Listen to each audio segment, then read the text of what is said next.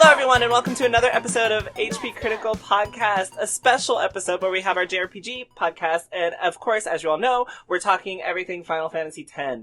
Last time, we discussed a lot of information on the game, the mechanics, the story so far, how we felt about the characters. Now we've progressed a little bit more, we have a new party member, and we're just gonna discuss what we've gone up to so far. For everyone that is following us, we finished at Kilika, and this time we went all the way up to the Mi'hen Highroad, and we've all encountered the special laugh meme at this point.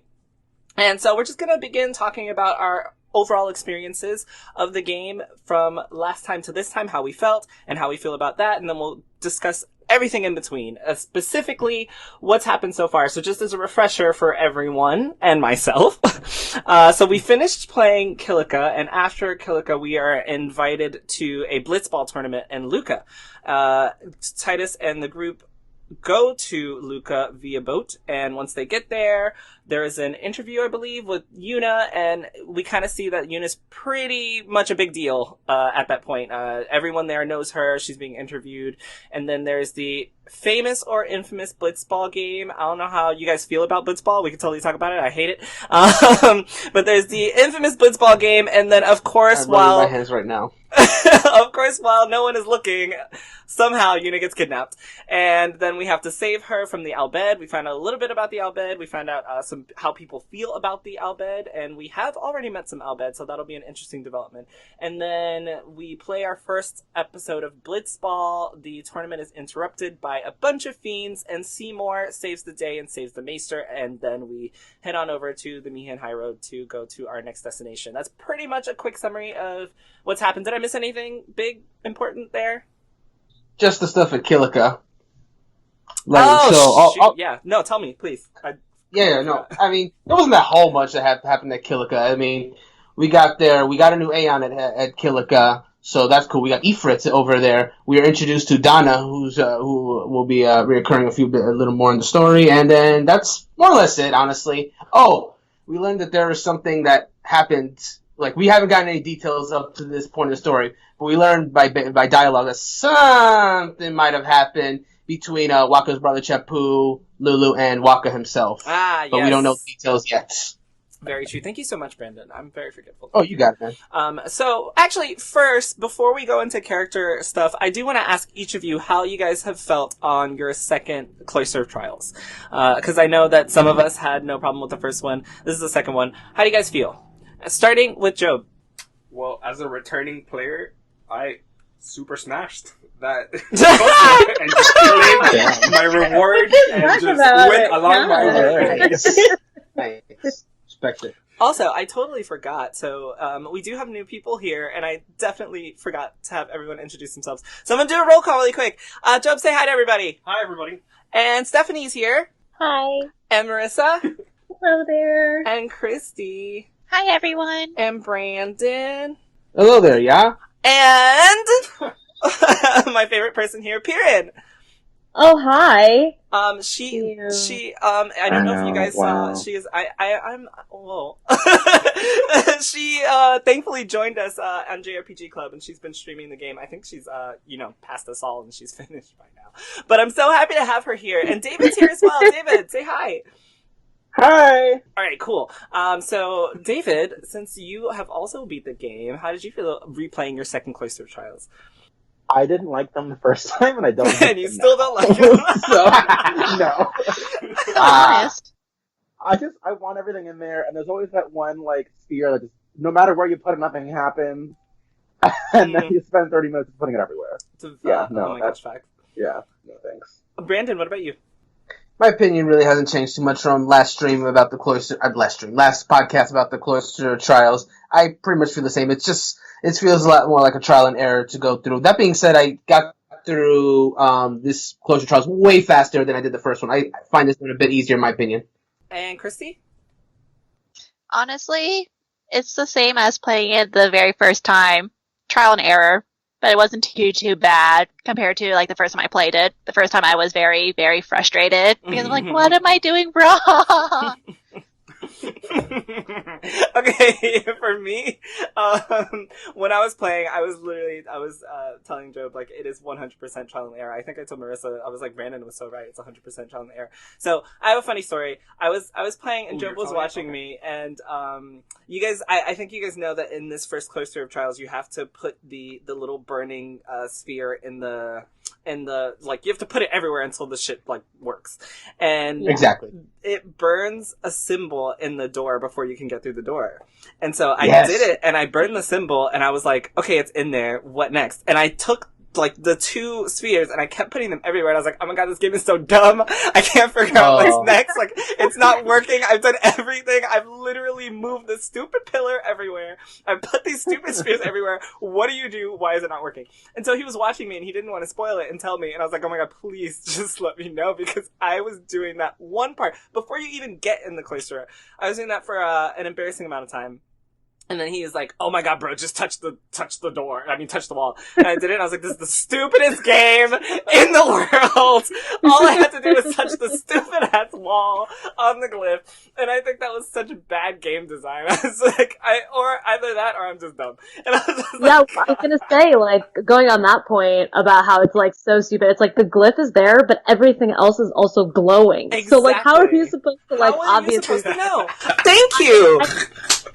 I'm so happy I'm not alone. That bad, but it was one of those typical JRPG things where depth perception is such an important concept to have, and if you don't have it, yes. It was just like a burned glyph on the wall, and I was like, yes, it's there. Like, why is, like, nothing working? So, Period, how did you feel about that, if you have anything else to add? When I saw the Cloister of Trial, like, when I walked into it, I was like, okay, I already hate this, but I think overall the difficulty is, like, okay. I'm on the same page with you guys where it is just like, you just do it and see if it works, and if it doesn't, that's fine. But it's just one of those things where you know if you mess up, you're gonna spend an insane amount of time backtracking your steps because you've already been caught in the whirlwind of the cloister, and you're like, where am I? Who am I? What day is this? Since Toxin got to me, you know. Oh my god, yes! Oh, great. So, new players, Steph and Marissa, how has it been for you guys doing the second cloister? Is it easier? Is it harder? Is it just as bad? How do you guys feel? Marissa, you first. Just as bad. Oh no! I definitely get now that it is a lot more trial and error. I think for me, the whole thing was like, I just keep being like, no, I shouldn't go in there. I shouldn't. It's taboo. I shouldn't. And I'm like, I'm gonna have to go in there anyway. Just shut up and let me do it. So, I mean, it's the same thing that you guys are kind of talking about. A lot of it is just like, I know that it said there was a glyph there, but I didn't see anything. So I really did not even think that I could reapproach it and touch it. Mm-hmm. I do think that for the puzzles in this game, it's kind of poorly designed, and I know that we're gonna have to, like, keep revisiting that. But, I mean, they're not really that hard, at least not yet, and I'm hoping they don't get very difficult, because I'm very confusion every time I walk in there. Same. They always make me feel so dumb. I'm like, this shouldn't be this hard. Like, all I had to do was touch. Okay, that's all I had to do was touch it. Sure. Steph, what about you? Honestly, I can't relate to any of you guys right now because I didn't think it was that bad. I didn't. No so problem. I literally, I even told you I did it so fast. I was like, what are all these people talking about? I don't know. Because when the little sphere was like on fire and like it caused it to go on fire or something like that, I knew I had to put that in the door so that it can burn through and I can pass. I don't know. It just like, for me, it clicked right away. So I don't know. I finished it really fast. And I was like, I don't know what these people were talking about, but I like it. I like it. Amateurs. It wasn't hard to me, you know, an intellect. No, I'm just kidding. Oh, shit! That's okay. Come for us. She really did. I did. I came for next today. I did. But yeah, it wasn't that bad. Speaking on mechanical stuff, let's talk a little bit about Blitzball as well. This is something that we haven't discussed. I know some people love it, some people hate it. I'm rubbing Okay. my hands in excitement. I can already hear. I can already hear the Blitzball haters. I'm going to start with people who've actually played the game before, just revisiting Blitzball and possibly doing it later because it is optional. I know, but we have that first Blitzball tournament that you have to play. Actually, you know what? Before we discuss that, I really quickly want to talk about the Jecht shot and just ask how many people were able to get the Jecht shot. Right here. Got it. Okay, Brandon I got it. Christy got it. Jove got it. Trial and Here's errors. the thing. I was streaming at the time that I was supposed to get it, and instead of pressing anything at all, I pressed nothing. I was talking to the chat, and then they were like, oh, you can't go back and get it now. And I was like, oh shit. And then I realized I was using the autosave and hadn't saved at an actual point yet. So I was like, well, guess I missed it. And then guess what? I was just like, that's fine. It's okay. Next time I play the game, it'll be fine. There you go. Just replay. You'll for sure get it next time. Marissa, Steph, and David, I didn't hear if you guys were able to get it. Oh, I no, did I didn't not. get it. My silence was answered. No. Okay. All right. I knew it was there, so I saved just beforehand and then continued on, but then I just didn't bother going back for it. Oh wow. I saved. To be completely, No, go ahead. Go ahead. to be completely honest, how do you even get it? Because they were like, okay, when you see flashing memories on the screen, do this. And I said, okay. Literally no memories showed up. Out of nowhere, I started having to press buttons. Were you waiting on like visual memories to pop up? Oh, I was supposed to use my actual memory? No. It was the quotes that popped up. Like, basically, Jecht was, like, talking shit about you. Those were the memories that was Yeah, so those quotes yeah. that were popping up, Oh. you have to press in the direction that the quotes show. I see that you were confused. It's okay. I was deeply confused. Yeah, you see that you talk shit about like I all of thought us I- for the cloister trials, Yeah, and you can't somehow even press the cloisters buttons. are so Wow. simple for her. Yes, but she couldn't just press the buttons. Okay. So, But I have selective intelligence. I'm sorry. Puzzles, great. Memories, not so much. I did get it, but I did cheat because I knew that it was coming, and I saved beforehand, and then I had to, I totally missed it because I didn't know when, I don't know if you guys had the same problem, I didn't know when it started. So, like, Yeah, I it's just didn't like, either. this Yeah, is how no, you that do was it, and I'm rough. like, okay, and then it immediately begins right after that, and then Joe was like, it started, and I was like, oh my god, and I literally had to restart, and I still missed them. It's not hard, I think it's just, it's not properly explained. Mhm. I think, and then Yeah, it just no, it's kind not. of It's It's not. I sure didn't get it my first time I ever played the game.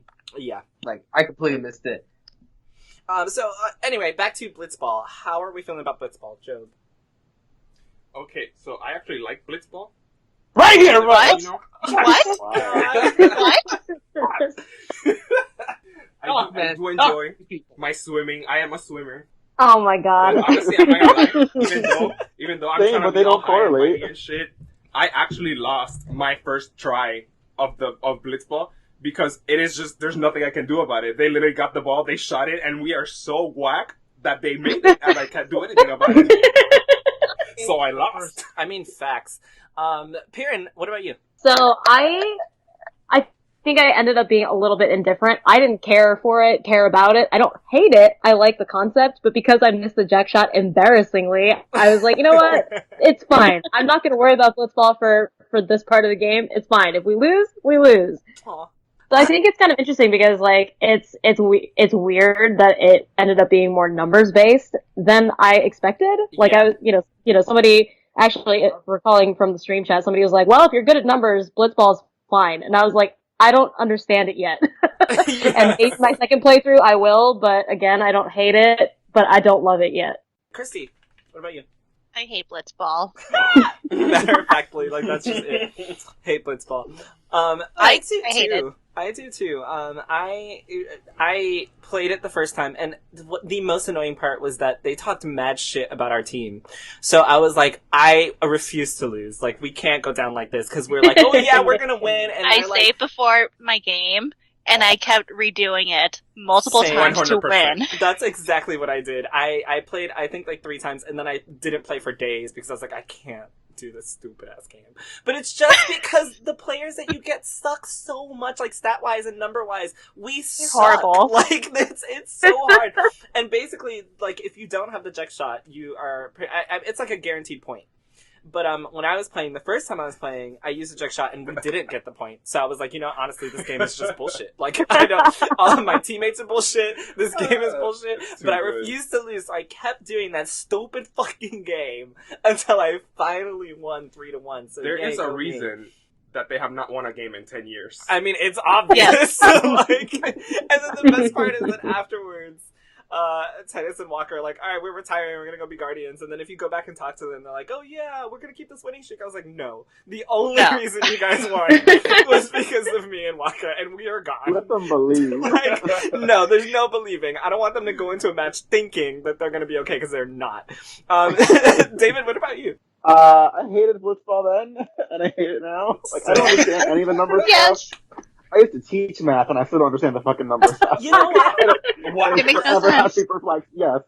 There's just too many letters involved. I think another problem is just the way that it's presented to you, because it literally is, here is a million menus that you have to read through to understand how the game is. It's not like, let's practice and play. Oh my god. It is just like, here's 10 different titles that you have to go through, read them all, and good fucking luck. Like, that's just how it's done. I think that is such bad implementation. Because I won't lie, I was looking at it, and I was like, nah. Like, I am not reading all of these, like, skip. And I started the game, and I was like, oh, I should have read at least, like, 2 of them, because I have no idea what's going on. Marissa, Steph, my new people, how you guys feel about it?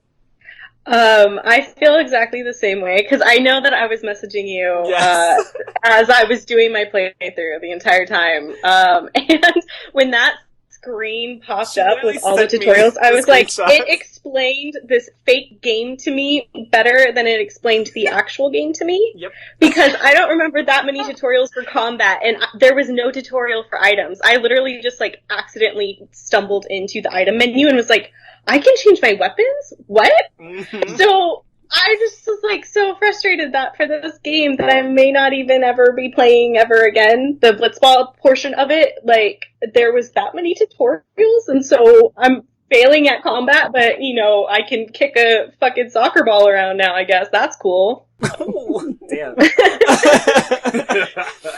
Steph, what about you? I went through the menu that has instructions, and then halfway I was like, nah, this ain't for me. This is too much information. Fuck it. I'm just not gonna read through all this. And then I started playing, and I don't know about y'all, but did Titus, like, get out the game? Because he brought Wakka in. That's how bad I was doing. Oh, no. It's actually a story moment. Okay. Like, it's gonna happen no matter what. I know because when I played the first time, I was like, Job was watching me play, and he was like, "Oh, Titus is gonna leave." I was like, "What?" But it is a story moment, so it's not just you. Oh, whoa. Okay, I was like, you left the part out. What part? When that happened to you, the screen blacked out because the story thing was happening. He turned off the game. I surely did, because fuck Blitzball. I was mad as fuck. I was like, fuck this game, this shit sucks. I lost, turned it off. Blitzball sucks. I'm not even gonna lie. I did not enjoy it, and I did not enjoy it so much that I lost, and I was like, honestly, I'm just glad it's over. I'm not even gonna try again. I am not gonna try again. And then those fiends started attacking the arena, and I was like, oh, this must be because I lost. I decided my fate. I was like, oh well. It is what it is. Like all of Luca. I would rather let all of Luca die than play Blitzball ever again. Wow, Steph. Okay. Come on. Yep. So, Brandon, what about you? Okay. All right. Before I get into it, let me sympathize with everyone, because I will say that in my very first playthrough of Final Fantasy X back on the PS2, I also was not fond of it, and mostly for the same reasons that a lot of you have already said, because that tutorial is fucking long. There's like a lot of stuff, and it's so obtuse. And then the first game that you have to do is against the Luca goers, where you are horribly under-leveled. Yeah. I didn't start loving Blitzball until my second or third playthrough. But that being said, since this is maybe my fourth or fifth playthrough of 10, I fucking love Blitzball, man. Like, Oh, it's hard. yes, It's hard to understand in the beginning. Like, but once you understand what's going on, like, it is so hype. And you talk about how, like, it's a number game. It is kind of a number game, but a lot of it's kind of RNG. It's a lot of estimates. I'm not going to go detail into this thing because we got to move on. But to summarize, yeah, no, I absolutely love it. And then once you can do it as, like, a mini game afterwards, that's where it gets more interesting because then you're not put into these bullshit situations where your team is like way under leveled. You have like more even battles. You can actually learn how to play the game properly. You can recruit other people so you can get those shit ass Besaid Aurochs off your team and get some actual good players on there. Now, that being said, I enjoyed the Blitzball so much that I actually did a bonus stream this month where I just played free Blitz, the Blitzball games with just the Besaid Aurochs just to see how they would go. You know what? I mean, it's probably just experience, but the Besaid Aurochs themselves aren't actually that bad if you know what you're doing, except for one person. I think Jerome can attest because you were there. Guadosalam. Yes. Fuck! He's a horrible player. Holy shit, he is the worst player on that team, and he's also the one that has the lowest, like, signing or what, like, he has the lowest contract, so he's the first person to leave a team. I could not be happier when that fucker left the team. Oh, like, my holy God. Shit. Oh god, like Titus, Titus and Dado, you're good shooters. You got two good middles. You got Letty as your Letty, long pass. Letty can just like pass it everywhere, and Keepa does a good job. Dado does nothing. I'm sorry, not Dado. Bada does nothing. He is so bad. Oh man, yeah. One of the reasons I don't know when I'm gonna play this again. I'm trying to save my guild for like a late side quest in the game, but at some point I'm gonna come back to it. Yeah. If it's your first time playing Blitzball, you're not going to like it. I don't think I know anyone that liked Blitzball on their first go, but I love it now. That's it. Nah, I still don't love it. I hate it. One of the with a reasons burning I wanted passion. to play it so bad, I wanted to win so bad, is because there's that scene where the Luca goers are literally praying for competition, and they know that you're in the competition. I'm like, fuck and you guys. I beat their ass! And I beat them after multiple attempts. So let's talk a little bit about specific story moments. I just want to get a feel for how you guys feel about them, and then we'll talk about in general how you all feel about the story so far. So first up, I know Marissa and I talked a little bit about this. There's a situation where right after Kilika is destroyed, you know that you're after the temple. You know that you're headed towards Luca for the Blitzball competition, and Wakka and Titus have a conversation. And Wakka is he uses Blitzball to escape the current reality that they're having. And Titus is looking at him, and he's kind of like, "Is this really the time for that?" And Wakka mentions that it's the only time because it's Blitzball is meant to distract the people. And I wanted to know how you guys felt about specifically that situation and Blitzball being used in this world as like the big thing where everyone is using this sport to ignore the fact that they could all be destroyed by sin at basically any moment in time. Joe, I always start with you. How do you feel about it? As someone who basically does that for his entire life, just go into games to get away from real life nonsense, basically, I completely agree with Wakka. Like, things could be shitty, but this is exactly the kind of thing people could need to like take their minds off of some depressing shit or world devastating stuff like sin. There's also one more thing that I want to add to this as a part of this question for everyone as well. We do find out that Blitzball is sponsored by Yevon and the church as well. If that also affects any way that you feel about it, be sure to add that in your response as well. I don't know if you want to add anything else or if that's just... that's. Nope, at this point, that is, like, irrelevant. Okay. Christy, what about you? I'm in the same position as Job. I mean, same exact thing. I agree with Wakka, surprisingly, for the most part. But, yeah, the world needs Blitzball. And as for Yevon sponsoring Blitzball, it's irrelevant at this point in time. Damn.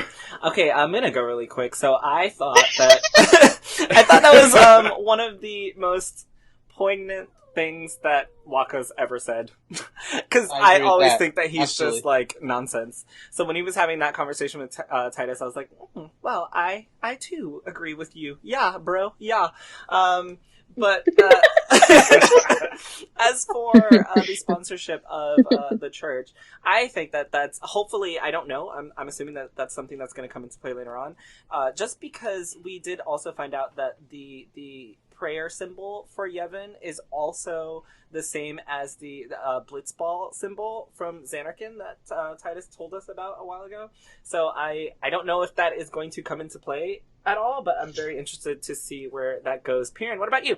I actually think I pretty much agree with you guys because up to that point, Wakka was just irritating as shit to me. So I was like, shit. he hasn't said anything that is meaningful to me and whatsoever. He's just irritating every time he talks. And then he said something like that, and I was like, okay, I see your point, sir.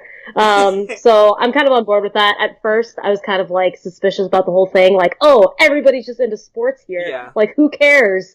But then you realize that Sin is kind of like this terrible, terrible thing that happens, so something like this is probably good for them. Mm-hmm. While I have you, actually, who's your favorite and least favorite character? Because I didn't get to hear from you in the first podcast, so who's your favorite? Okay, so far in the game, Wakka is probably not my favorite character. He's like, I wouldn't even say least favorite character, because I think all the characters are kind of lovable and memorable in their own way. Mm-hmm. But Wakka's probably at the bottom of the list. And then Lulu is at the top of the Oh my god, yes! Yes, yes. The queen. She really is. Oh god. I don't think anyone's disagree with that in this podcast. No, I'm pretty sure Like, we're in all episode Lulu 1 fans. and 2. Like, everyone All was having a hail little... Goth Mom. Yes, Goth Mom. David, what about you? I kind of disagree with everyone else on this. Like, especially like with what's going on now. Like, yeah, everyone enjoy your video games, enjoy your sports or whatever capacity you can. Like, yeah, let the people have this. I actually agree with you, David.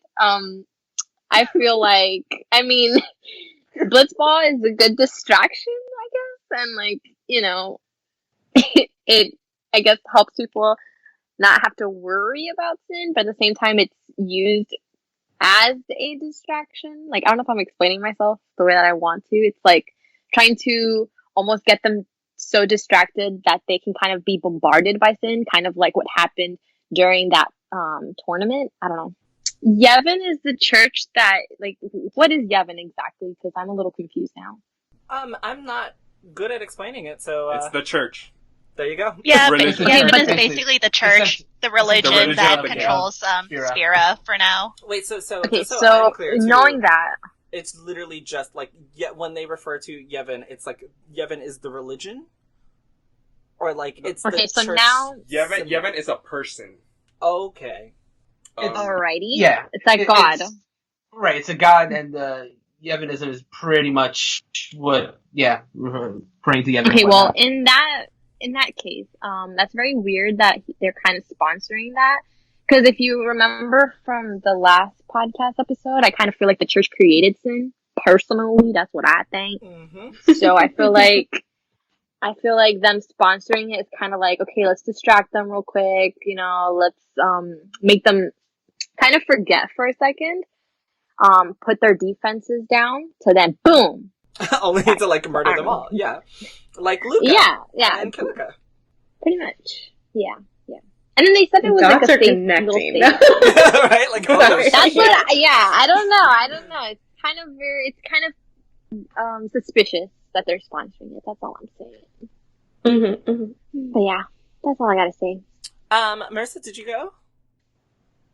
No, so I'm kind of 50-50 because again, I totally get what Wakka means, in terms of using it as a distraction of it's something that brings people together and they're not thinking about all of the terrible, awful that's going on around them.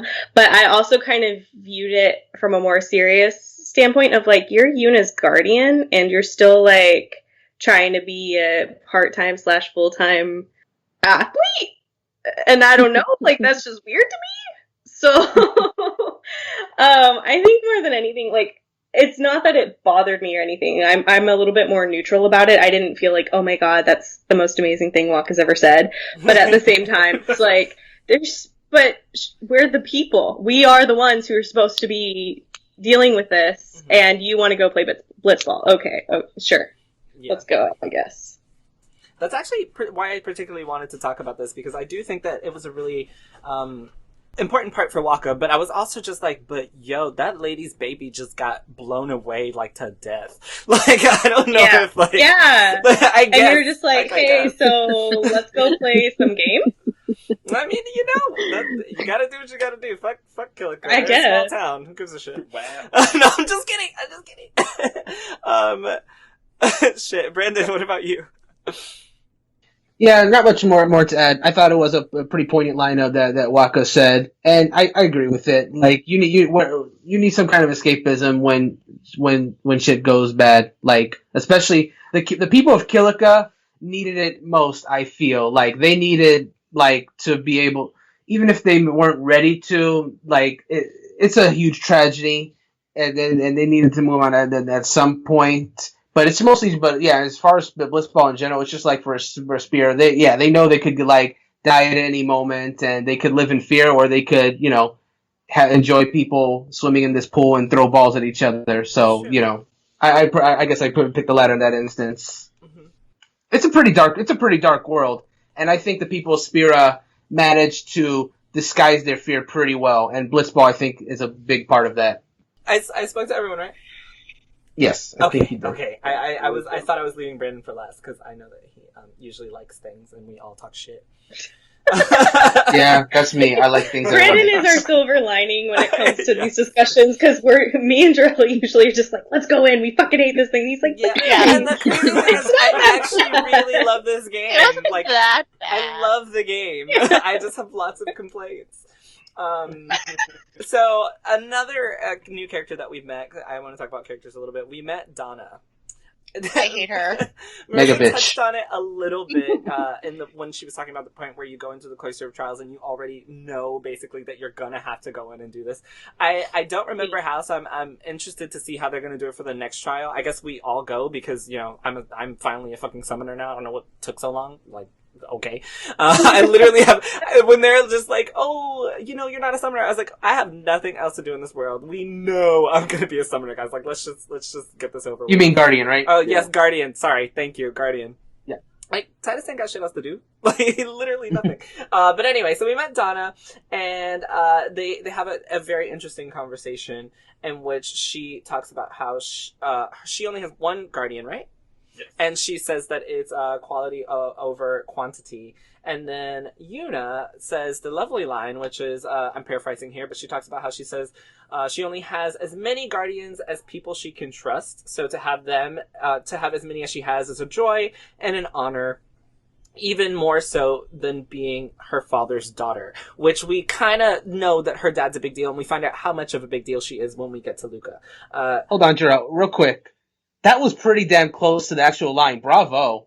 Like, you know you're paraphrasing, but that was almost exactly it. Wow. Look at me. Continue. Doing the good work. Thank you. And so I thought that was a really interesting point of Yuna killing Donna and her Bartello with kindness. And I kind of wanted to know how you guys felt about it. So, Christy, you first this time. How you feel about Donna and Yuna's line in that situation? I hate one. When Donna said that, I wanted to punch her. Yes. Okay, thanks. Like, I was like, seriously? How dare you insult Yuna?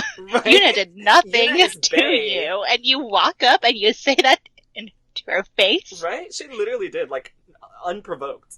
Like, hi, bitch, I hate you. Why you got so many guardians? Like, bitch, what the fuck? Back down. And when Yuna said that, I was like, yes, girl, finally. I knew you had the backbone. I'm so proud of you. Yuna snapped back in the most Yuna way possible, and I love her for it. Because we were talking last podcast just about how she's a little too naive and she's not, you know, she doesn't stand up for herself enough. And she said that. I was like, a little character development. But it shows that she really isn't naive. That maybe, I mean, she's probably naive about some things, but probably like just socializing. She's not as naive as people think. Mm-hmm. I feel like she puts up the front that she looks naive, so that way they say shit like that to her, and then after that she, like, snaps back at them, and they're like, oh, wait. In a really nice way. It's almost like... Pretty shady. Yeah, exactly. It's like, damn, did that bitch really just try me? But, like, it was so nice, I'm not sure. Like, did I just get told? Like, I don't know. So, Joe, what about you? What did you think? Christy nailed it. Yuna's personality does not give that air initially, that naivete, and then she clapped back perfectly. It's like, yes, we're in a temple too at the same time, in the sacred ground itself. It's like, can you step the fuck back? For real. Like, also, I must add, Kimari stepping forward. I was like, all right, you don't really talk, but I see you got her back. You still weird. I'm still not sure about you, but I see you stepping up to do some shit, bro. Okay, I see why you're a guardian. Piran, what did you think? Well, first of all, let me say that Donna is a pretentious asshole. Oh, shit. That was my Yes. first impression of her. And when Yuna decided to say that, I was like, okay, what a perfect person to say that to. Like, Honestly, Yuna's character development kind of coming out. But Donna doesn't deserve Bartello. He's a sweet, silent, quiet guardian that's Aw. just doing his job. And I felt so bad. I'm like, she is treating you like crap. Like, I understand she values your strength, but you deserve better. Aww, Bartello. Like, a little Bartello love here. Gotta talk about the NPCs sometimes. She Facts, deserves facts, better. Facts. David, what about you? I love Donna. She's just like that little bit of shade and a little bit of sass, you know? She just comes in randomly and is like, Donna hey, bitch, fan. I'm here. You a bitch. And everyone's just like, God, Donna, get out of here, bitch. You Leave know us what? alone. You're right. Everybody needs a fan. Everybody's got Yeah. Donna some love. I'm feeling it. I won't lie. I do love Donna's design. I was like, okay, bitch, I see your outfit. I don't know where we're going, but like, I'm here for it. Like, Come on out. I like Have your look. fun. You're a little bit of a bitch, but you cute. So, okay. Marissa, what about you? I mean, pretty much the same as everyone, but like you said, when I first saw her and her design, I was like, yes, this bitch came in here to fuck shit up. Yes. And then she started talking to me and I was like, oh, honey, no, you don't have to. Okay. I hate to show you later when I become the top summoner, but it was Right. nice to meet you, whatever. Right? We could have been friends, but you want to be a bitch. Like, why you gotta do that? Yeah. We could have teamed up together to take on Sim. We could have had each other's backs. Like, I could have watched out for you, but I see you now. Right? Like, All right. bitch, I have like 8 guardians. You got 1. Okay? Like, don't do Yeah, this. like we could take you Don't right now, start with but me. keep I talking will shit. keep That's my fine. plot armor to myself. But no, I mean, I think it's definitely more a moment for Yuna to kind of shine, just through that interaction. And I think it's interesting because I think that's really kind of the first time we've seen one summoner react with another. So just seeing that it is, at least for them, more of a competition as opposed to like, hey, we're all both saving trying the to world do this together. good thing. We're both trying to rid the world of this awful thing. Almost more like it is for the fame, at least for Donna. I see where Yuna has a lot more of that, like, I know that this is the right thing. I know that this is the right path for me to take. So I think just kind of like opening up the view of what it means to be a summoner, how summoners are viewed.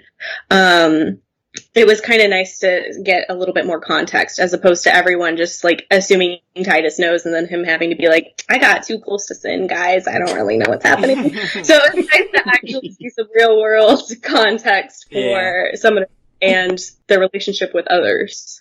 I hate Donna. I think she's a bitch like everyone else. I do give her props though. But I think you made a very interesting point. That is, if we're not mistaken, that is like the first interaction that we have with summoner to summoner, and it is very much like, okay, Donna's in this as a competition, whereas Yuna is in this to, I guess, rid the world of sin. So I think it's going to be something to look back at when we get further on and see, how summoners react to sin and like what this path is going to lead to. I think that's going to be a really interesting topic to revisit. Like, is it competition? Is it fame? Why are these summoners in it to do what they have to do based on, what happens with what they do? I was very proud of Yuna. I was like, look at my little girl growing. I'm like, okay. I was also, I was annoyed. I was proud of Yuna, but I was also like, oh my god, I feel like this is going to be one of those things where she kind of is just thrown into the game randomly, and I'll be like, okay, Donna, what now? But so far, I like her. I like that I have a bitch rival, even though we're not really rivals. Like, I think she thinks we're rivals, but we're not really rivals, but I'll let her have that. And I know that, Marissa, you and I were talking a little bit about the scene as well, and that's why I wanted to bring it up, because Titus, I know you mentioned to me that Titus is, like, brand new to her. She's known him for, like, a day, and she makes that comment about how she is, like, she completely trusts everyone. I trust people, and I'm like, bitch, you know me for 2 whole minutes. Like, I could be a murderer. I could be sin in disguise. Like, it could literally be anything. But you trust me, okay? In, like, 2 seconds. And I was like, you know what, Marissa, you're right. She don't really know him. Like, he right? can literally be She just a mass wants murderer. the D. I mean, high is key, and she just, she kind of outed herself with that. I don't know. If there was any indication that she needed Titus' penis, it was that moment right there. She is going for it. True, she does know his dad. That is. You were completely correct, David. She does know his dad. But where is his dad? We don't know. He's been gone for 10 years. He might be dead. He might be sin. I don't know. This is what they said. I don't know. Steph, what about you? What did you think about the situation? I'm just gonna copy and paste what everyone said because I feel the same. I mean, it's true. Like, it's kind of like when I think of that scene of when Donna came up to Yuna, it's kind of like that meme that goes, "We are not the same, sis." Yes. Yuna.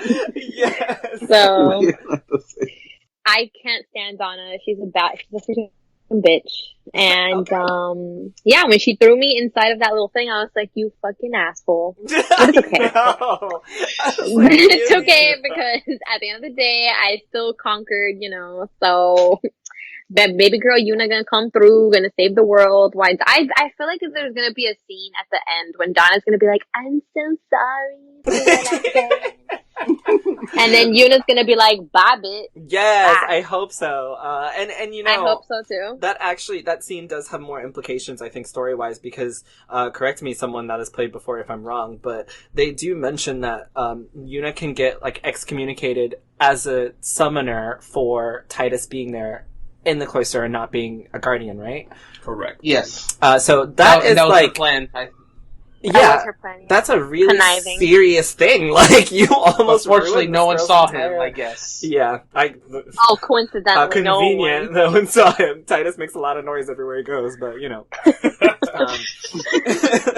So, moving right along. I didn't get to talk about Donna. Oh my god, I'm sorry. Please tell me, Brandon. I'm sorry. No, you're good. You're good. As far as the Yuna interaction with Donna, I don't have anything to add there. Y'all pretty much said it, but I will talk a little bit about Donna herself as a character. Yes, please. I think, I depending on your point of view, I think my opinion on her may even be like worse than everyone's else because I don't hate Donna. I pity her because like. You notice when she first appeared in that scene, she didn't even make an attempt to make any kind of like even an alliance with Yuna any kind. She just came out swinging, and it's very clear from her dialogue that she's intimidated by Yuna, by her lineage. She's the daughter of Lord Braska, the last one to defeat Sin. And Donna, to correct me if I'm wrong, I don't think she has any such lineage. She's just, she just became a summoner. And she has just Bartella with her. I think the fact that Yuna has so many guardians and Donna has just one, she's trying to make it sound like having just one means that she's the shit, and that she doesn't have lineage that she's the shit. But in reality, I think that's just her just trying to like save face for the fact that she has all these people with her and she has just the one, and then no lineage. Like I think she's just horribly insecure, and she's just lashing out on it. So I'm like, damn. I feel like she's trying to chase fame. Incorrect. That's correct. Yeah, it's literally that, and Yuna has it by default, and then she's jealous. Yeah. She's just jealous. I think that's her main thing, and it's interesting to see what she does with that jealousy going forward because she already started trying to badmouth Yuna and then trying to get her excommunicated by sending Titus down into the trials. So yeah. So I also want to talk about the definition of an Aeon really quickly, because we finally find out what an Aeon is. And so, according to the game, an Aeon, which are the summons, is a person who has given their life fighting sin. Yevon puts the soul of that living volunteer, and it takes the soul of that living volunteer and puts them in a statue. and until summoners come to retrieve them from that statue. So when I found out what the fuck these Aeons were that we were summoning, I was like, that is weird as fuck. Like, people are volunteering their souls to help save Sin, and I kind of wanted to know how you guys felt about, us as playing as Yuna as the summoner. Like, we're literally taking these people's souls from these statues and summoning them to help us fight. And so it kind of gives a new perspective on the Aeons. Like, when you summon a Valifor and he kind of like, Yuna pets him and he rubs up against her, I'm like, oh, that's like, those are people's souls in there. Like, now it makes sense. It's not just like some weird animal. But I thought that was a really deep one, so I kind of wanted to know how you guys felt about it. David, you first. I actually forgot about that till now, so thank you for reminding me of that. You're very welcome. Yeah. Because it's mentioned really fleetingly, I think. And I forgot about it too, so when I saw it, I was like, oh, fuck. Like, okay. But, sorry, go ahead. Yeah, so I guess, like, I don't know, that's such an ongoing fight with this monster that they literally have temples full of statues of people giving their lives for. I'm like, whatever this thing is, like, this is serious, but I don't even know. I honestly am processing that information right now. Okay, Joe, what about you? I honestly don't remember that at all back then, until a certain point in the game that, like, jams it into you. But I can't say what it is, but yeah, it is significant. Marissa. Hi. I think that it's a really cool piece of kind of backstory and, just kind of getting to know the world a little bit more, and then how devout people are to fighting Sin. So I think it's a really cool piece, but I wish that it was a little bit more like forefront, because again, I think it was just kind of a very small piece to these creatures, these summons that you're going to be able to have come back time and time again. So I don't know, like it's awesome. I wish that it got maybe a little bit more attention though. Okay. I just thought it was really like weird, like people giving their souls to help summoners, but I mean that's just me. Piran, what about you? I think it's a little bit bittersweet. I know that it does seem kind of weird, but you also have to think, like, all the summoners are kind of on the same mission, so if they passed on into the next life, they did it for this specific cause, if that makes sense. So, like, I think it's very deep. It's a mix of really weird, but also kind of meaningful, so I think it is important that they do bring it up, but I kind of agree that they should have been a little bit, I guess, clearer and louder about it instead of just being like, hey, here's this shady thing we do where you use someone else's soul to do the thing. Literally, yeah. Legit. I think all the summoners know that there's like a true meaning behind it, but they don't really touch upon that like that much at this point in the game. Yeah. Steph, what about you? Yeah, like going back to what Marissa said, I think that it should have been something that should have been forefront and should have been, I think, kind of talked about more, kind of, because like if you never mentioned it, honestly, I wouldn't have remembered. Like it was such a small little touch of like the backstory that I don't know. I just feel like it's very like Piran was saying, it's very meaningful, but I do think it should have been a bigger, at least something that someone can actually remember, something that's memorable. Because like I don't know. Yeah. I agree. And Brandon? Not much more to add. I just do appreciate how, these Aeons that you summon actually have some context to why these summoners can just strong them. It's just, instead of just saying, hey, we can summon strong monsters, LOL. Like, it's just like, hey, this is where they come from. This is why they're able to be summoned. And it feeds into the lore of the game. And like a few people have touched on, there's more to it, but that's the sum of it. And, I'm glad they at least touch on it early, if not fully explain it. Okay, so one other thing that I want to talk about, three more things I want to talk about before we finish. One of them is You went from 1 to 3. I know. I still got time. One of them is the Albed. So we find out that, Yuna is, half Albed because I believe it's her uncle, her from her mom's side. Her mom's side. Is an Albed. Yeah. And it's her uncle Sid. Yeah. Right? Okay. So we find out that Yuna is half Albed, and we find out that Wakka has some issues with the Albed. So I thought, okay, this is definitely going to be some interesting shit down the line when inevitably somebody spills the beans. It's probably going to be Titus, because he just never knows how to shut up that Yuna is half Albed, and I'm sure that's going to be some, like, interesting stuff going on. But I thought that the apparent racism in the game was something that we could touch on if anyone felt like it. So, does anyone want to touch on that a little bit? I'll say something real quick. I mentioned last podcast how I think that last podcast we talked about like pretty much everyone's opinions on all the characters that we have seen so far, mostly party members, that is. And I know everyone was pretty much saying that they didn't like Wakka first and grew to love him, and then I said the opposite. Mm-hmm. This is part of where it starts going bad for Wakka. It hasn't. We haven't seen the worst of it yet, but already just like his callous hatred of the Albed is one of the times where it's like, because up to this point, even if you didn't particularly like him, like you thought he was kind of a dope, there wasn't too much to hate aside from maybe if you got annoyed by the "ya" every sentence, but like. This is where like his personality like really starts going to a point where I feel like a lot of people don't care for him as much. I won't say if that's remained static or dynamic for the remainder of the story, but it's definitely the point where I started to like him a little bit less. You know, it's so funny that you brought up the "ya" because literally every time I played, I was like, "Oh my god, Stephanie! Oh my god, Stephanie!" Like every time he said "ya," I was like, "She's gonna hate this.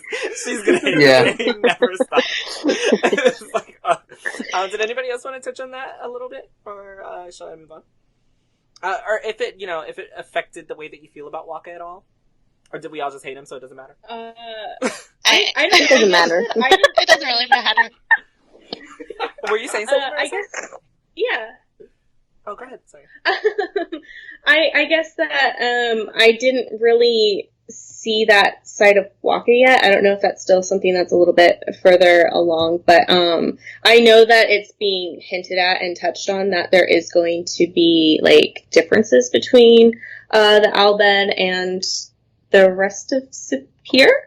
I don't really know where like all the division and everything like that is because we've just kind of been focusing on our party so far and Blitzball culture, I guess. But I think it'll be interesting to see once we get there. I think in the moment I was definitely more focused on how the fuck we lose Yuna like that.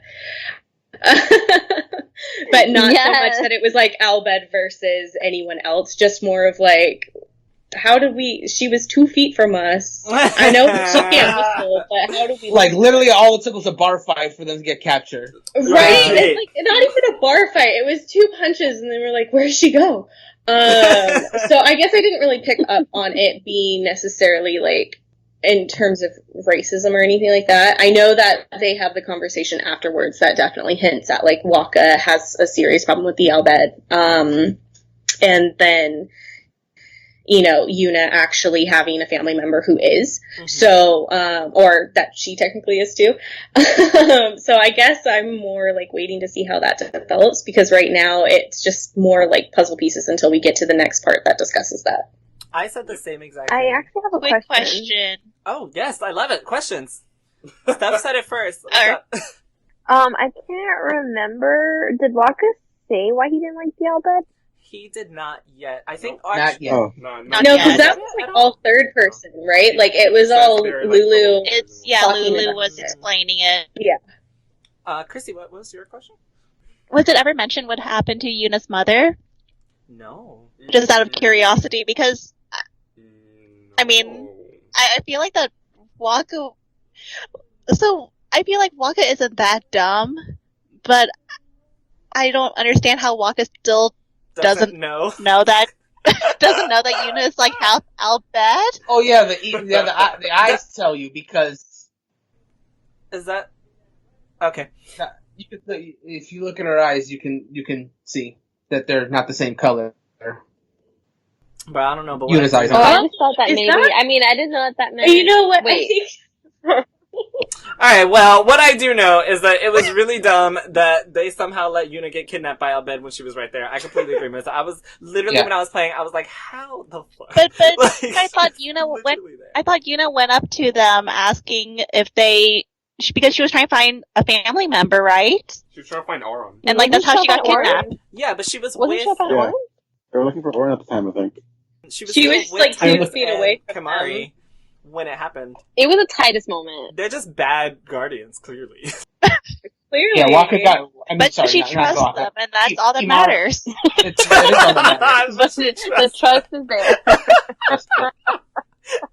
At least they found her. They solved the problem. You know what they did? They found her and they saved her, and that's what matters. Even though Lulu once again came in clutch that whole time, so. Yes. As You usual. did. So, the last two things. One of them, the first one, is that when we meet Auron, he does tell us that Sin is Jecht. Titus asks, will he ever be able to go back home to Xanarkin? And Auron says that's up to Jecht. So I was like, what the fuck is going on? I want to know how you guys felt about hearing that information, because right after that, Yuna does ask if Jecht is alive, and Auron is just like, I don't know. And I was like, you lying, because you just said that Sin is Jecht. Like, I don't know what's going on. So how did you guys feel about that? I won't call on anyone specific, because I don't know if everyone has something to say about it, but how do you guys feel about that, if anybody wants to chime in? I think part of me knew that that's what it was going to come down to, but I think it's kind of weird that pretty much all the people of Spira, or at least our guardians at the time, don't know that, and Auron is just like telling Titus straight up, like, hey, Sin is Jecht. It's like, oh my god, you just dropped this bombshell on me right now? Like, well, dude, I've had to take all this other information. Everybody keeps telling me I got too close to Sin, so I should be stupid and forgetful, but then he realizes that Sin is his father. You know what I mean? It's like, it's just such a crazy thing to happen while everything else is going on. That was kind of my initial reaction to it. I think it's just also that it's very unexplained. Like, it's literally just like, your dad agreed. is Sin. And I'm like, what? Like, how Is does this that real even- life? What does this mean? I am like, is this Sin's toxin? And then he's also just like, do you not feel it every time you're around Sin? And I'm like, damn, does he feel like, is that why Sin is Sin following Titus now? Because it's his daddy? Like, I don't, like, maybe Titus is the problem. Is Like, that everywhere he goes. Titus? Everywhere we go, Sin catch comes, with like, the sun. like, what is going, like, what's happening? Anyone else have any thoughts on that before we move on?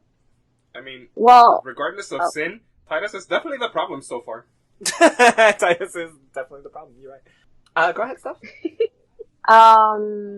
well, in the last episode, I mentioned that I thought that Sin was man-made. So I kind of feel like this kind of reinforces that in a way, but I almost feel like what happened was that Jecht and Auron were the ones that defeated Sin, correct? Like, Yes. with the past summoner. Yeah. Okay, so it almost feels like have any of you guys watched Harry Potter? Yeah. Yes. Mhm. Okay, you know how when Voldemort dies, like the Horcrux, like kind of grasps on anything alive? Mm-hmm. Right. Yeah. Okay, so it's almost like what I understood from it was that they defeated Sin, but that kind of clung on to one of them, the closest thing that was alive, which was Jecht. So it was almost like it kind of absorbed him. And if it is him, then I feel like if they do defeat Sin, it'll kind of be like the same cycle again. Mm-hmm. Now, I could be totally wrong, because like I said, I've never played this game, but it was kind of like put that into perspective. Like, what if this is something that kind of bounces off and it's never really ever gonna actually go away? It's kind of just there forever. Mm-hmm. So, I don't know. I mean, I Yeah. think that's a very sound theory, because as far as we know, Sin, from talking to villagers, like, Sin continues. Even when it's defeated, it returns. So I think that's a very, pretty sound theory. I think it's right. Yellow.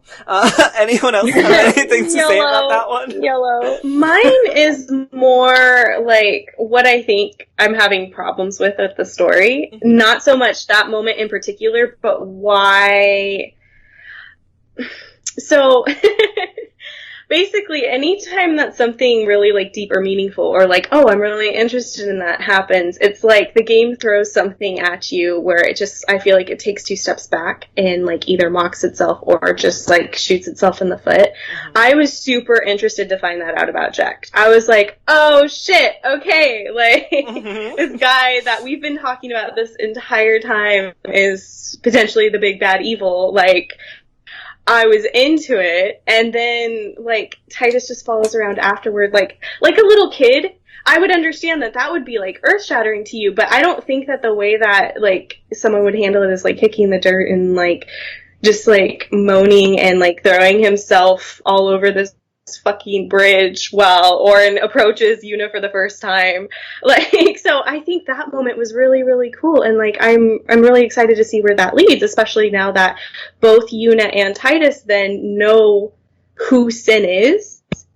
But then I was just, like, once again thrown off by how stupid everything is. Yeah. I was like, why is he yelling? I mean, I get it, but like, why are you yelling? I know. It's like, I get that, of course, he would be emotional. I'm not trying to say that, I'm not trying to be like, man, he just really needs to, like, toughen up or whatever. No. I was just like, it was weird to me that, like, the way that they decided to have him show that emotion. Yeah, I and agree. Go through learning that and processing that was more like you would expect, like a kid throwing a temper tantrum beam. True.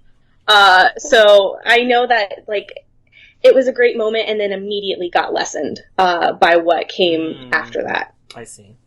I actually didn't see it that way, only because I think that Titus is pretty childish already.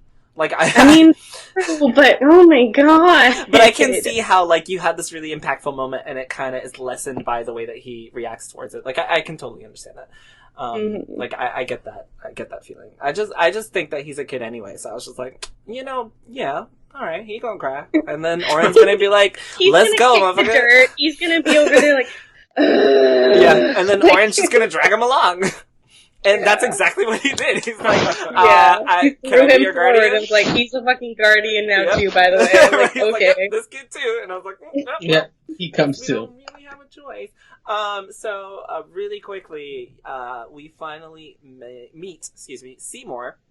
And Seymour summons his Aeon, which is like this big, creepy, scary looking shit that just makes all of us guardians and I love that Aeon. look like crap. Mm-hmm. I was There's like, a lot of Christian themes there, though. Honestly, yes, I want to talk about this. I had no idea who the fuck that man was, and what the hell came out of the ground. I thought it was another boss. I was like, yo, there's no way. I have like 2 HP. There's no way that I'm gonna be able to survive this. There's no way. Okay, continue. So, I actually was just like, wow, this asshole is making us all look so bad. Like, we're all summoners. Made us we look have, like we weren't trying. Yeah, like, we're trying to kill all these things, and he just comes in, and his fucking Aeon just blinks and kills everything. I'm like, this fucking asshole. But I want to know how you guys feel about Seymour and seeing that type of power and that Aeon in front of us. And I will ask everyone this time. Joe, how did you feel about it? It's awesome. I actually love that scene because he That's a literally good scene. just does not move. He just summons his daddy, and the animal just blinks at them. It's like, hey, I'm looking at you, die. And it's great. It's great. That's it. And we're all just like, wow, fuck, y'all. Yuna ain't shit yet. Damn, guys. We suck. David, what about you? I feel like if you like Seymour at all, like, he's the creepiest dude from the moment he walks into the scene. love He's just like, him. hey, why? I don't know. I think it's his okay, like, I think for me, it's his I like his voice, weirdly. I actually really like his voice. I like his voice as well. And then, like, he's just so cool. He's just like, He's watch just this, so cool. bitches. And He has just, that like, creepy stands cool there. factor. Yeah, like, he just Yes, stands there. okay, that's perfect. That's His perfect. eyes are Cool, yes. purple. But if y'all see cool, then... His eyes are purple, and they're really pretty. He's shady as fuck, so I don't know what y'all I saw him and I was like, ooh, we fighting him at some point because he's gonna be. We're finding out he's evil, like highest key. He's got the villain hair. He's got the villain look. He's got this necklace that like, disappears underneath his fucking pant lines. Like, there's gonna be some evil getting pulled out here. He's like high-key effeminate, which for the time meant evil. Like, let's get that out of the way. I was Like, down I love for it. I was down for the whole design. I was like, I'm feeling you, daddy. What's gonna happen next? Like, you got this powerful ass Okay. Aeon. But then also, he's just standing there for like 20 minutes watching when people are dying. He's like, okay, my turn, y'all. Yeah. He was Let me waiting chill for out. his turn order to pop up. He has to get his big intro. You can't just, come in. You gotta let a few people die first. So then you're like, Oh, wow. you're like, okay, well, Wow. what They is this? realized, like, Always a this is what was rivalry. gonna happen. I'm sorry. I'm sorry. Did I? Okay, yeah. Sorry. David, were you done? Sure. Okay. Sorry. We gotta divulge. Marissa, what did you Yeah. think of him? If you want to add anything to what you said. He's a fucking villain, alright? That's all I have to say. He is, such a bad guy. We're gonna have to kill him. I'm sorry that you're passing because he's gonna have to die. He must die. Oh, God. Christy, did you want to add anything? I saw his Aeon and I was like, so when can we get his Aeon? I want it. Yeah.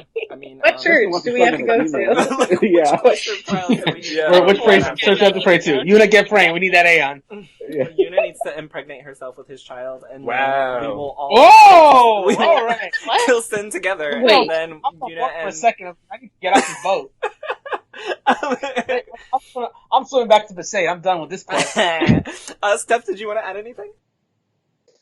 I honestly, I said what I said. He was really confusing when he brought out his little monster, what Aeon, whatever the hell it's called, and I really thought I had to fight it, and I have 2 HP left. I didn't know what I was gonna do, and then when it was when it was killing those little fiends, I think I have PTSD from Dungeons and Dragons, because there's been times when we kill things, or when somehow hitting things, and then how little monsters come together to create a big boss. So when those little things were disappearing, and I hitting his body, that's how I saw it. I was like, oh my god, he's gaining even more power. I'm going to literally have to die. I don't remember the last time I saved. I don't want to do this again. I was stressed out. And then out of nowhere, it cut away from the scene. Did we even talk to him after? I don't even remember. Did we? No, we He did not just talk to Seymour. he just ripped and dipped. He yeah. ripped and dipped. He was like, bye. He has nothing to say to us. We suck. He ripped and dipped. But anyway, yeah, I don't know. I was confused. Okay, good. Brandon, I'm do you done. have anything to add? Yeah, no, I don't have much else to add. Creepy, cool. I want that Aeon. It's amazing. That's all I got to say about Seymour right now. And Perrin, did you have anything to add? Nope, I think we kind of touched on every possible layer of Seymour. Creepy, cool, weird, powerful.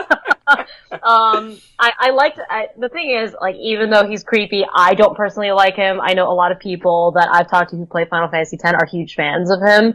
I think he is one of the more transparent villains in the game. He knows what he wants, he knows what he's doing, and he knows he's cool as shit, so he doesn't have to cover up anything. That's why I like him. Well, I'll take that back. Maybe he's covering up something, but we don't know that yet in this point in the story, so. I think he's so cool. You guys are all Seymour haters. He already Cool won as his right fuck. over. Y'all are mad because y'all Aeon saying shit. and you came in and it was really Whatever. We were so happy we just got Ephraim. We were burning shit, and then he just comes out and blinks enemies to death.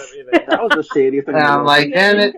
Hey, If you looks wanna could see kill, my I've already demigod done that. summon? Really? That's exactly what it was, Marissa. I think you hit the nail on the head. It's like Donna, but times 10, because he doesn't have to say anything. He's just gonna, show everybody he's cool as fuck. Yeah. He's like, I already got the final summon that you little peasants are gonna get along the way. So let me just save Luca real quick. Don't mind me. Right? I'll be there. I'm coming. I get that when I get there. So the last And then dip. and then dip. Yeah, and then he dip, has and then- other places to save, guys. It's a pretty big deal. Okay. He also, I think they do say that he's a Guado, right? Did they? Yes, did they give any Seymour Guado is the explanation thing. of They that? did say. Yeah, They did. They did. Did they expound on that, or they were just like he's a Guado? Not on That's it. Guado. They just explained that he literally just became a maester because his father just passed recently. Ooh, that's why, y'all. That's why his Aeon was all sad and crying blood. His daddy just died. Y'all so mean. Gosh. Wow, Wow! Dad just died and you guys are ragging on him. So the last thing that happens once we reach this checkpoint is the infamous laughing scene in which Yuna says that she has to smile when she's sad because the people of Spira depend on her and summoners. And her and Titus practice laughing in a very cringe way. While literally everyone else stands there watching them. And I'm like, this is the weirdest shit ever. And that's the best part of the scene. Not the laugh. Their reaction to the laugh. It's Everyone's still funny. looking at them like, what are they doing? That's the best part. They're literally watching them like, okay, what the fuck? Yeah. And then they literally say, like, what, are you okay? Like, what's going on? We thought you were losing your heads. And that's everything. In that entire scene, Mm-hmm. Oh. No, go ahead. In that entire scene, all I could think of was what Marissa was probably thinking, watching them laughing like idiots the entire time. I was like, I wonder what's going through her head. I know. I was literally thinking that too, because I was like, there are so I know many she's moments. rolling her eyes. Yeah. Yeah. So anyone I who was missed our... messaging Pharrell, just being like, what do you have me playing? I don't even... Why am I here? So anyone who missed our first podcast, Marissa did mention that in JRPGs there are lots of moments where there are unnecessary grunts and groans and just sound effects and stuff. And I think that this laugh falls under that. I too was like, oh, Marissa, I'm so sorry. like, literally every time Wakka was like, hey, whatever the fuck he says, I'm just like, oh, Steph. Yeah, I was like, oh, Steph is gonna die. And then the laughing, I was like, oh, Marissa is gonna die. But it did culminate into a scene in which we see that Yuna really is, no matter how she feels, she puts her feelings aside for the people of Spira. And I think that was a really important thing. Like, we see her devotion to being a summoner and kind of get like, okay, she's doing this for the right reasons, because even though she may have some issues, just like Titus does, she's putting on a smile and a brave face to continue on, and I thought that was really commendable, and I also thought it was a really good place to stop before we continue on. So, as we're ending, is there anything that you guys want to talk about that you missed? Any specific portions that you want to, dissect into, or any pieces of advice that you want to add, or things that you didn't like, things that you liked, things that changed based on how you've been playing the game? Anything at all? Starting with Job. No, not really. I'm kind of blanking. Great. David. Nope. I'll go over here, Captain. Okay, Marissa. Just kind of like going back to, both the laughing scene, what we were talking about with the Aeon lore and stuff like that. I think my biggest problem so far is that I'm starting to see some of those moments, especially now that we're out of tutorial land, where there is a lot of sweet or very personal things that happen, just like Yuna opening up and talking about, that you still have to try and find a way to make it through what we're doing. And so for her, it's still smiling. It's still finding a reason to laugh. It's this really sweet way of saying that she kind of has to keep looking for the small things and the positive things in all of this mess. And the game, once again, just kind of like immediately rips that moment apart with this really awful, cringy scene that has become a meme, that just like everyone talks about in such a jokingly, non-personal, non-inspirational way, so it's just, I feel like that's like the best way to explain my issues with the game so far, is just every time something powerful happens, every time a big reveal or moment happens, there's just something immediately that kind of takes its shine away and puts me back into the category of, I don't know if I'm going to like this game. I kind of agree. I completely get where you're coming from, and I kind of do agree with that. But I would not trade that laughing for anything in the world. Oh my god. Only because for me, like, when I watch it, I kind of understand that it's like, it's done that way on purpose. Like, Titus is literally just like, I should be smiling. And then they both laugh about it afterwards. So, like, I to me, I like understand. They do an actual laugh after the meme laugh. So, like, I understand why the laugh happened that way, but I can also see, like, okay, this girl has some serious issues, and she's trying to put on a brave face and smile, and she's telling Titus, like, this is what I have to do to be able to continue. And then he's like, ha ha ha. So I get that part. Like, I completely understand where you're coming from. That wonderful impression. Thank you. Quite. So I do understand where you're coming from, but I also kind of understood that scene, so it didn't really bother me too much, but I get how you're feeling about it. Piran, anything else that you want to add or talk about? I don't really have anything to add. Like I said, this is my first playthrough of the game, so this part kind of opened up the game, and you can kind of see the personalities start to come out. Mm-hmm. So every RPG has to have a meme at some point. So I think that was just a good opener. But I think the battle system, the story, the characters, everything about the game so far is really great. Yay! I do too. I know I talk a lot of shit, but so do I. Christy, anything to add? I have nothing else to add. Cool. Steph? Nope, nothing else other than maybe that Titus really is an idiot. Oh no!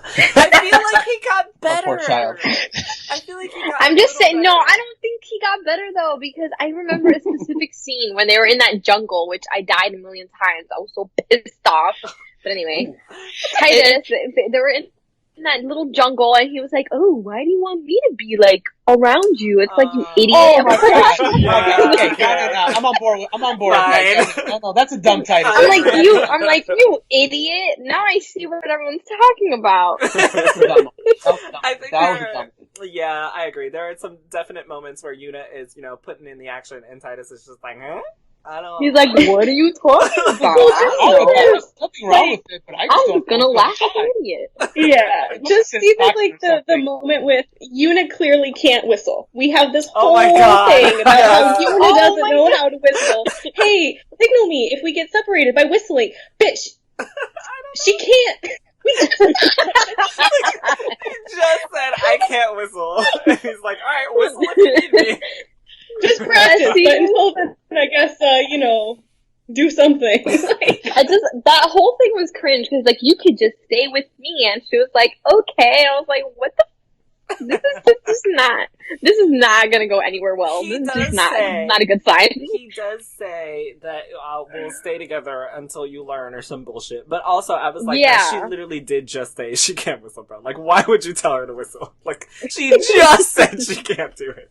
But she learns. Nah, Titus is dumb. Okay.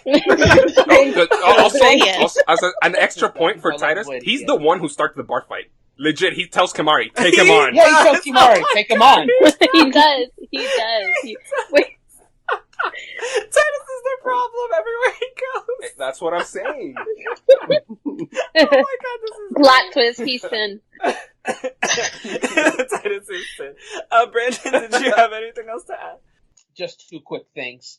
One, I want to talk about that, very briefly, that completely missable conversation that can happen on the boat where you can get the Jecht shot. Yeah, if you go up those stairs and then you can find Wakka and Lulu talking to each other. If you keep going up there, you get more of that conversation, and it does give you a good idea of their characters and what they've dealt with Sin and like Wakka's motivations and a little bit of Lulu's. I don't like that as missable. That's a pretty good conversation between those two. And and it really fleshes them out a little more. Yeah, I just really don't like that that's missable. So that's a little gripe I have. You find and out the second.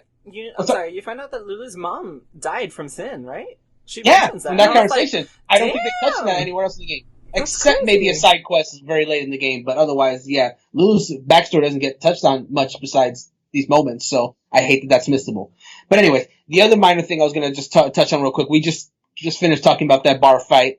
So Kimari, as a Ronso, he's a pretty imposing figure compared to humans. But then you see your Biran and Yankee Ronso, these two other Ronso, and they are way taller than Kimari. Know. I was like, he's gonna get his ass beat. Titus, what are you doing? We cannot do this. Stop. And then you just realize that he's bigger than everyone else, but that's only because he's a Ronso and you're humans. But he's a run compared to the Ronsos, and I'm like, oh, poor Kimari. And also the fact that Kimari has no horn, and they have Biran and Yankee have full horns. Mm-hmm. It's just oh man. So yeah. That's all I really want to touch on. Biran and Yankee, they get introduced in that scene. They'll be back, and that's all I'm going to say about those two. But I just love the introduction to those two. I honestly thought we were going to get our ass whipped. I was like, Titus, what?